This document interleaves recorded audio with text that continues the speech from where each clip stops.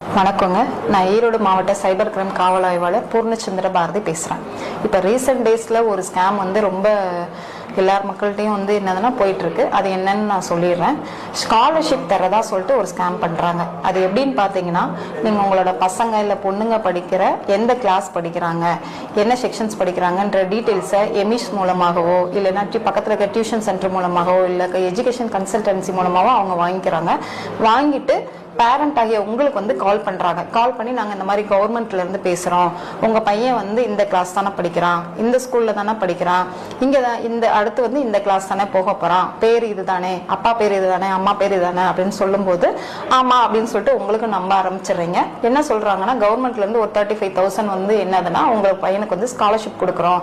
So நாங்கள் ஒரு QR கோடு அனுப்புகிறோம், நீங்கள் அதை ஸ்கேன் பண்ணீங்க அப்படின்னா அமௌண்ட் ஆட்டோமேட்டிக்காக ஆன்லைனில் வந்துடும் அப்படின்னு சொல்கிறாங்க. நம்ம மக்களும் என்ன செஞ்ச அவங்க டீடைல்ஸ் எல்லாம் கரெக்டா சொன்னனே, ஓ உண்மைதான் சொல்றாங்க போலன்னு நம்ப ஆரம்பிச்சுறீங்க. நம்ப ஆரம்பிச்சு அவங்க அனுப்புற அந்த QR கோடையோ இல்ல அவங்க சொல்ற இன்ஸ்ட்ரக்ஷனையோ நீங்க ஃபாலோ பண்றீங்க. ஃபாலோ பண்ணோடனே உங்களோட அக்கௌண்ட்ல இருந்து பாத்தீங்கன்னா அமௌண்ட் அவங்களுக்கு போயிருது.